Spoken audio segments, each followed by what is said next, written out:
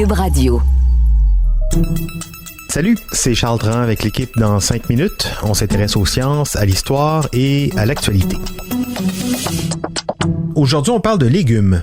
On sait que les lions, les ours et les autres créatures à griffes ont tendance à figurer en tête de liste des plus grands protecteurs de leur progéniture. Personnellement, je ne m'approcherai pas d'un petit ourson, sachant que la maman n'est jamais loin. C'est vrai pour la plupart des animaux, mais est-ce vrai aussi pour d'autres êtres vivants, comme les légumes? De récents travaux en génétique de l'évolution montrent qu'on n'a pas avantage non plus à approcher des bébés radis. Et oui, voici Élise Jeté. Une nouvelle étude révèle que les plantes peuvent également fournir des efforts impressionnants pour protéger leurs petits. Selon des chercheurs de Stanford, les radis sauvages et leur progéniture éloignent les chenilles affamées en utilisant l'expression de gènes antiprédateurs. L'étude publiée le 17 août dans Proceedings of the National Academy of Sciences montre que les plants de radis sauvages activent différents gènes antiprédateurs au cours des phases clés de leur vie en réponse à la prédation des chenilles. Les plantes peuvent aussi transmettre ces stratégies de défense sur mesure à leur progéniture pour les préparer à la prédation qu'elles sont susceptibles de subir à l'avenir. Les radis enseignent des choses à leurs enfants. Les scientifiques savent que les plantes mères peuvent transmettre des défenses utiles à leur progéniture, mais la façon dont les plantes allouent ces défenses-là au fil du temps et à travers les générations est mal comprise. L'auteur principal de l'étude, Rodolfo Dirzo, professeur de sciences de l'environnement à la Faculté des sciences humaines de Stanford, croit que cette étape de compréhension sera importante pour les humains.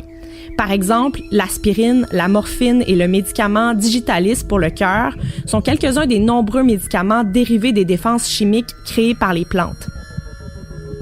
Les défenses naturelles des plantes peuvent aussi être exploitées par l'homme pour protéger des cultures ou lutter contre les ravageurs.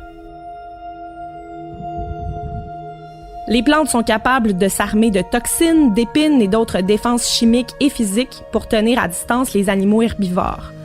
Mais les défenses peuvent être coûteuses en énergie à produire pour les plantes. Elles vont donc dépenser leurs ressources que lorsque ça leur profite le plus. Chez les plantes, les gènes responsables des défenses antiprédateurs sont souvent activés via un commutateur chimique qu'on appelle méthylation de l'ADN. La méthylation de l'ADN est un exemple de mécanisme épigénétique. Épi signifie au-dessus de, donc on parle de mécanismes qui modifient le comportement des gènes sans altérer l'ADN en soi. Lorsque Mar Sobral a rejoint le laboratoire de Dirzo en tant que chercheur postdoctoral en 2011, elle a commencé à étudier comment la prédation peut affecter les changements épigénétiques héréditaires. Dans une étude publiée en mars 2021 dans Frontiers in Plant Science, l'équipe a montré que les radis sauvages étaient beaucoup plus susceptibles de produire des fleurs roses ou violettes si leurs parents radis avaient l'habitude d'être attaqués par des chenilles. Les changements épigénétiques liés à l'augmentation des défenses physiques et chimiques peuvent induire des changements dans la production de pigments parce qu'ils ont des voies connexes. Pour pousser encore plus la compréhension du phénomène, l'équipe de recherche a conçu une expérience multigénérationnelle en serre pour explorer les interactions entre les plantes de radis sauvages et leurs prédateurs.